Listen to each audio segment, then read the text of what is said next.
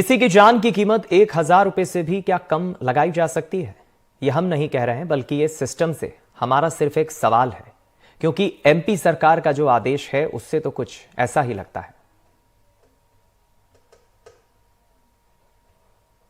वहां पे जो जिन्होंने सर्टिफिकेट दिया था कि और उन्होंने पूरी जांच नहीं की थी, फिर बिगड़ जांच के अप्रूवल कैसे मिल गया? और ना वहाँ कोई ऐसा गेट, ऐसे कई हॉस्पिटल चल रहे हैं। आज हमारे साथ हुआ, हम नहीं चाहते किसी दूसरों के साथ हो। हमारा बच्चा तो हमारे हाथ से चला गया है। वो लोग कितनी देर कितना तड़पे होंगे, कितनी घुटन सहे होंगे, मौत भी उनको कैसे तड़पा के आई। सिर्फ मेरे बच्चे को नहीं, एक छोटा बच्चा और भी था वहाँ पे, शायद 12-13 साल का था। वो बेचारा अपने मामा को लेने आया था, वो तो बेचारा फ्री में मारा गया। बताइए तो क्या दोस्त था उनका, क्या नहीं था है? कैसे अप्रूवल दे देते हैं ये लोग। और बाद में जब ऐसी कोई घटना हो जाती है, जैसे स्कूलों में गाड़ियां फट जाती है, ना टायर का कुछ होता है ना कुछ होता है, बाद में जांचें बैठा दी जाती है कि ये बस चेक करो। अब ये भी यहीं पे भी यही होगा, ये अस्पताल में बैन लगा दो, इसके साथ ये कर दो, उसके साथ कर दो। होना कुछ नहीं है। वहाँ से मंत्री और बड़े बड़े नेता घोषणा कर देते ये करेंगे वो कर देंगे। 4 दिन बाद जनता भी चुप बैठ जाती, कुछ नहीं करती है। सिर्फ आप जैसे लोग हैं जो एक दूसरे के पास जाके दर्द समझने की कोशिश करते हैं। हमारे यहाँ तो अभी तक कोई आया भी नहीं। आप जैसे पत्रकार जो समाज के हित की बात करते हैं, आप लोग जैसे आ रहे हैं ऐसे पूछ रहे हैं, और बाकी ऐसा कुछ नहीं हुआ सर।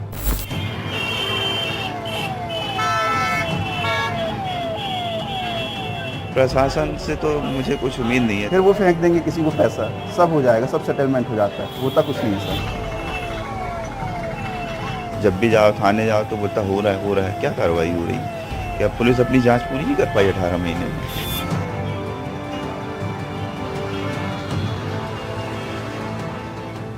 ये एक पिता का करीब 1.5 साल पुराना दर्द है। इतना गहरा दर्द कि जिस पर बीती है वही समझ सकता है।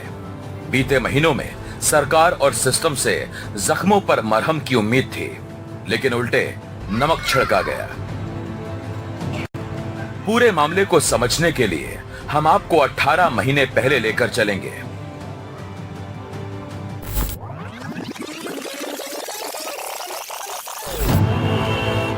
तब जबलपुर के न्यू लाइफ मल्टी स्पेशलिटी अस्पताल में आग लगने की घटना हुई। आग की चपेट में आकर 8 लोगों की मौत हो गई, 18 घायल हो गए। जांच हुई तो पता चला कि अस्पताल सरकार के किसी भी निर्धारित पैमाने को पूरा नहीं करता था। अस्पताल सहित शहर के 52 निजी अस्पताल पैमानों को पूरा नहीं कर रहे थे। नगर निगम से भवन पूर्णता प्रमाण पत्र तक नहीं थे। भवन के चारों ओर निर्धारित 3 मीटर खाली स्थान की उपलब्धता नहीं थी। आग लगने की स्थिति में दमकल गाड़ियों की आवाजाही के लिए स्थान खाली नहीं थे। उसके बाद भी लॉ स्टूडेंट्स एसोसिएशन की जनहित याचिका के बाद एक दल ने जांच की और सभी अस्पतालों को लाइसेंस दे दिए गए। तभी यह हादसा हो गया।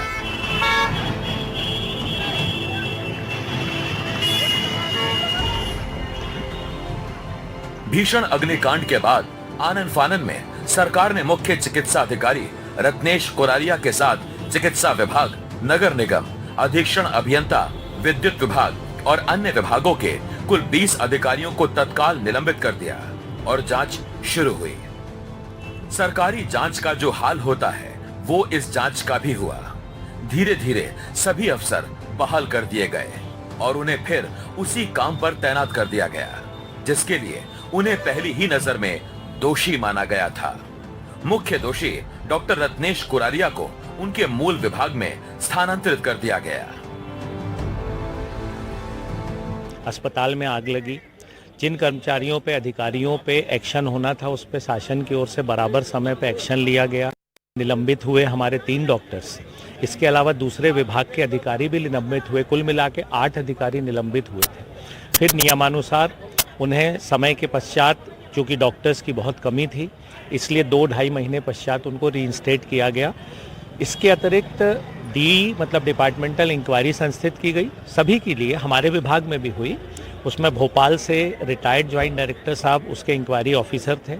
उन्होंने भोपाल में भी बुलाकर हम लोगों से बयान लिए। कुछ बयान रह गए थे तो वो जबलपुर आकर भी उन्होंने बयान लिए और अंत में उन्होंने डिपार्टमेंटल इंक्वायरी की रिपोर्ट शासन को सबमिट की। शासन को सबमिट करने के बाद वो रिपोर्ट पब्लिक सर्विस कमीशन को भेजी जाती है।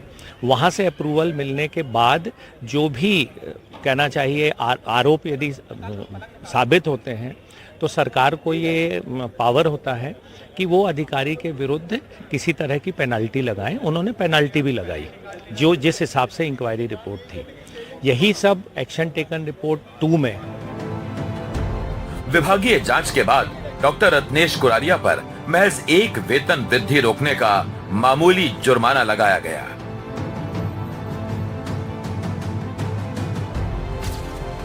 ये हद नहीं तो और क्या है। डॉक्टर रत्नेश कुरारिया को दोषी पाकर उनकी सिर्फ एक वेतन वृद्धि रोकी गई, जो लगभग 7,000 रुपए होती है। यानी 8 मौत के जिम्मेदार को 7,000, सिर्फ एक वेतन वृद्धि रोककर बरी कर दिया गया। यानी एक मौत के लिए 1,000 रुपए से भी कम का जुर्माना, यानी एक जान की कीमत 1,000 रुपए से भी कम।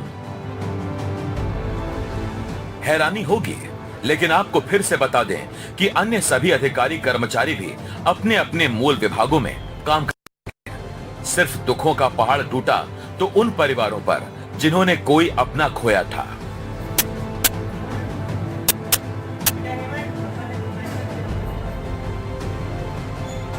जिस दिन हादसा हुआ उस दिन एक भी डॉक्टर नहीं थे। टोटल 2 नर्स थी। क्या 2 नर्स के भरोसे पूरा हॉस्पिटल चला रहे थे आप? और दूसरी बात, सरकार ने उस डॉक्टर जिनने उसको अथॉरिटी दिया था, उस डॉक्टर के ऊपर मात्र 7,000 का जुर्माना लगाया है। 7,000 तो अपने कुत्ते को बिस्कुट खिलाता है वो, ये कोई तो बात ही नहीं हुई है। और धीरे धीरे करके ये केस भी पी जाएंगे, उसमें कोई दो मत की बात नहीं है। कुछ होना जो ना है नहीं, फिर ये में ढिंडोरा पीट रहे हैं कि ये हो रहा है वो हो रहा है। आप बताइए 2 साल होने को आ रहा है, 18 महीने हो गए हैं। 18 महीने आज 7 दिन हो गए, क्या कार्रवाई हुई? आज तक चालान नहीं पेश हुआ। क्या कर सकते हैं आप? जब भी जाओ थाने जाओ तो बोलता हो रहा है, क्या कार्रवाई हो रही है? क्या पुलिस अपनी जांच पूरी नहीं कर पाई 18 महीने में? तो उसमें होना कुछ नहीं है, सब रफा दफा हो जाएगा। मध्य प्रदेश सरकार के इस निर्णय की जानकारी जब मध्य प्रदेश हाईकोर्ट के मुख्य न्यायाधीश तक पहुंची तो वो बहुत नाराज हुए और उन्होंने प्रदेश के मुख्य सचिव वीरा राणा को इस मामले में एक एफिडेविट देने के लिए कहा।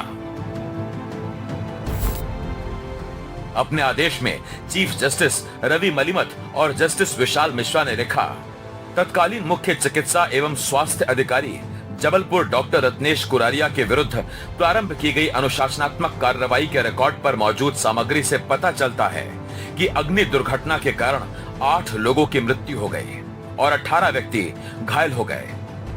जब ऐसी आपदा थी और जब 8 लोगों की जान चली गई तो हम ये नहीं समझ पा रहे कि संचयी प्रभाव के बिना एक वेतन वृद्धि रोकने का जुर्माना कानून की आवश्यकताओं को कैसे पूरा करता है। हम राज्य से जानना चाहेंगे कि क्या सांकेतिक जुर्माना देना अग्नि दुर्घटना में 8 लोगों की मौत को उचित ठहराता है। इसीलिए मुख्य सचिव को निर्देश दिया जाता है कि वो हलफनामा देकर बताएं कि क्या राज्य ऐसी आपदा पर दी गई इस तरह की सजा से संतुष्ट है, जिसके परिणाम स्वरूप 8 लोगों की जान चली गई और 18 लोग घायल हो गए। 4 मार्च 2024 को मध्य प्रदेश के मुख्य सचिव वीरा राणा की ओर से एक शपथ पत्र पेश किया गया, जिसमें उन्होंने कोर्ट से माफी मांगते हुए लिखा, विभागीय जांच से संबंधित संपूर्ण रिकॉर्ड मांगा जो कि दोषी सीएमएचओ डॉक्टर कुरारिया के खिलाफ की गई है। रिकॉर्ड को देखने से यह पता चला कि विभागीय जांच संतोषजनक तरीके से नहीं की गई। जबलपुर के अस्पताल में हुई भीषण आग की घटना के संबंध में जबलपुर के सीएमएचओ की विभागीय जांच की समीक्षा नहीं करने के लिए मैं अपनी ओर से ईमानदार, प्रामाणिक और बिना शर्त माफी मांगती हूँ।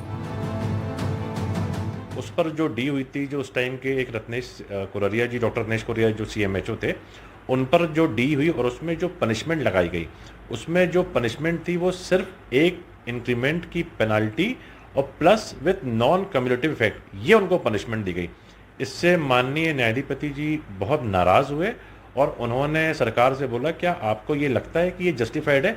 तो उन्होंने तत्काल इसमें चीफ सेक्रेटरी साहब का इसमें एफिडेविट मंगाया और साथ में ऑर्डर किया कि सरकार ये बताए कि जो पनिशमेंट उस टाइम के जो CMHO थे डॉक्टर रत्नेश कुररिया उनको दी गई, वेदर इट इज़ जस्टिफाइड और नॉट। इस पर मुख्य सचिव द्वारा एक एफिडेविट कोर्ट में दिया गया, जिस पर 6 तारीख को सुनवाई निश्चित की गई। तब एक एफिडेविट उनकी तरफ से आया, उस पर उन्होंने स्वीकार किया कि सरकार की तरफ से माफ़ी मांगी गई कि हमारी तरफ से जो भी कार्रवाई करी गई है वो कम है और उसके लिए हम क्षमा प्रार्थी, माननीय न्यायालय से क्षमा मांगी उन्होंने। और साथ ही उन्होंने ये बोला कि डॉक्टर रत्नेश कुररिया के खिलाफ हम दोबारा इंक्वायरी कर रहे हैं और जो भी उचित एक्शन होगा एज पर लॉ वो हम इमीडिएट लेंगे। तो एक इंसान जिसके घर का व्यक्ति चला जाता है, ऐसे 8 परिवार जिनके घर के लोगों की मौत हो गई, अकाल मौत के मुंह में समा गए, 18 लोग घायल हो गए। जो व्यक्ति जिम्मेदार था, जिसने उस टाइम पर ऐसे बहुत सारे हॉस्पिटल्स को परमिशन दी इलीगली, और वो आज भी नौकरी कर रहा है, उसको कुछ फ़र्क नहीं पड़ा, ऐसे व्यक्ति को तो नौकरी करने की तो बिल्कुल भी मतलब आप जायज़ ही नहीं है कि वो एलिजिबल ही नहीं कि वो नौकरी करा जाए। वो आदमी नौकरी करने के लिए एलिजिबल ही नहीं बनता है, वो उसका इमीडिएट टर्मिनेशन होना चाहिए और उसके ऊपर एक अलग से मुकदमा चलना चाहिए कि वो इतने लोगों की मौत का जिम्मेदार है, तो क्यों ना उसके ऊपर मौत के मुकदमों के लिए एक अलग से वो केसेस रजिस्टर करने चाहिए उसके ऊपर।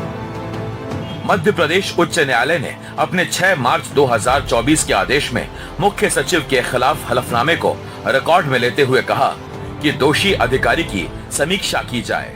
हलफनामे में जो कहा गया है उसे पूरा कर रिपोर्ट पेश की जाए।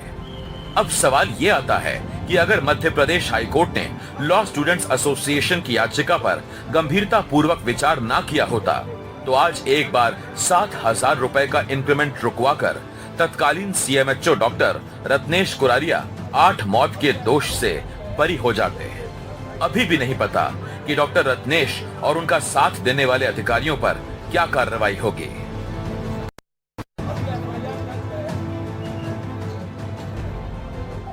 यदि मध्य प्रदेश हाईकोर्ट नाराज न होती और लॉ स्टूडेंट एसोसिएशन ने याचिका न लगाई होती, तो आज सिर्फ लगभग 7,000 रुपए का एक इंक्रीमेंट रुकवाकर तत्कालीन CMHO डॉक्टर रत्नेश कुररिया दोष मुक्त हो जाते हैं। वैसे अभी भी वो सभी हॉस्पिटल और वो सभी अधिकारी अपने काम पर लग गए हैं जिन्होंने इस घटना को अंजाम दिया था। वो डॉक्टर भी अब किन्हीं अन्य अस्पतालों में अपनी सेवाएं दे रहे हैं जो इस अस्पताल के आग लगने के दोषी थे। वो 52 हॉस्पिटल जिनके लाइसेंस कैंसिल किए गए थे वो सब बहाल हो गए हैं और वहीं चल रहे हैं जहां पर पहले इन्हें जांच में गलत पाया गया था। मध्य प्रदेश सरकार कब इस मामले को गहराई से देखती है, पड़ताल करती है और ना सिर्फ जबलपुर बल्कि पूरे मध्य प्रदेश में ऐसे हॉस्पिटल जिनके पास इंफ्रास्ट्रक्चर नहीं है उन पर अपने कार्रवाई करती है, इंतजार है। वीरेंद्र शर्मा के साथ संजीव चौधरी, NDTV के लिए। चलिए, तो आपने देखा हमारे वरिष्ठ सहयोगी संजीव चौधरी की रिपोर्ट और अब उन्हीं का हम रुख करेंगे। हमारे साथ लाइव जुड़ रहे हैं इस वक्त जबलपुर से। संजीव, हमने आपकी रिपोर्ट देखी और वाकई सवाल सिस्टम से हम यही पूछना चाहते हैं और यही खड़ा भी होता है कि क्या जान की कीमत इतनी सस्ती है? आखिर इतनी हाईकोर्ट ने भी दखल दिया, हाईकोर्ट के भी इस दखल के बाद व्यवस्थाएं सुधरी नहीं है। सरकार की ओर से हलफनामा दिया गया लेकिन गलती स्वीकार नहीं हुई। अभी क्या एक्शन लिया जा रहा है? बहुत दुखद है दीपक, ये खबर को एक बार फिर करना और एक बार उन घटनाओं को याद करना जब मेरे सामने लाशें निकाली जा रही थी। मतलब आज भी आत्मा कांप जाती है इसको देखकर या याद करके। लेकिन सिस्टम, एक जांच हो गई, वरिष्ठ अधिकारियों ने जांच की है कि एक CMHO की जांच कोई छोटा मोटा अधिकारी नहीं करता है, वरिष्ठ अधिकारी ने जांच की और 3 विभागों के अधिकारियों की जांचें अलग अलग समय पर कर ली गई और उन्हें बहाल भी कर दिया गया। आज की समय स्थिति यह है कि कल जब मैं ये खबर कर रहा था तो डॉक्टर रत्नेश कुररिया से भी मेरी मुलाकात हुई, लेकिन उन्होंने कैमरे के सामने कुछ भी बोलने से इनकार किया और बहुत जल्दी वो निकल गए। आराम से वो विक्टोरिया हॉस्पिटल में, जो जबलपुर की हॉस्पिटल है, उसमें अपने एक चिकित्सक के पद पर अपना कार्य कर रहे हैं और उनके ऊपर कोई ऐसा नहीं लग रहा था कि उन्हें किसी तरीके का कोई दुख या कोई शोक हो। तो 7,000 रुपए के जुर्माने से जब कोई व्यक्ति बच जाए और अगर कोर्ट ने इसमें मामला न लिया होता, ये जो मध्य प्रदेश हाई कोर्ट में लॉ स्टूडेंट एसोसिएशन है उसकी याचिकाएं न लगी होती, विशाल बघेल एक एडवोकेट है, वो उन्होंने बहुत मेहनत की है इस मामले में, अगर वो लोग ना गए होते तो आज तक तो ये मामला, जैसे कि सबसे पहले तन्मय के पिताजी अमन कह रहे थे, उस समय कह रहे थे 18 महीने पहले, और कल फिर वो ये बात कह रहे थे, तो फिर हम बता रहे हैं आपको कि सब मामला खत्म हो गया था, जांच हो गई थी, रिपोर्ट आ गई थी और हाई कोर्ट में सबमिट हो गई थी, सब अधिकारी अपने अपने काम करने लगे थे, डॉक्टर अपनी जगह चले गए थे, हॉस्पिटल्स जो बंद किए गए थे वो अलग कर दिए गए थे। और सबसे गजब की बात आपको एक और बताता हूं, मध्य प्रदेश सरकार ने हॉस्पिटल को बचाने के लिए बहुत सारे नियम बदल दिए। जैसे पहले कंप्लीशन सर्टिफिकेट लगता था, बिल्डिंग कंप्लीशन सर्टिफिकेट, अब उसके बदले उन्होंने बिल्डिंग एप्लीकेशन लेना शुरू कर दिया। तो सरकार भी साथ में खड़ी है, जो लोग दोषी हैं उन्हें कानून के शिकंजे में ना जा पाए बचाने के लिए सरकार भी खड़ी है। तो इस तरह से जान की कीमत बहुत बहुत कम हो गई है दीपक, ये बहुत दुखद है मध्य प्रदेश में। चलिए, बहुत शुक्रिया आपका हमारे साथ जुड़ने के लिए संजीव। वाकई एक गंभीर सवाल है और एनडीटीवी ने यह मसला उठाया है। हम उम्मीद करते हैं कि जल्द ही इस पर कार्रवाई हो और जिम्मेदारों तक की आवाज़ पहुंचे। बहुत शुक्रिया आपका।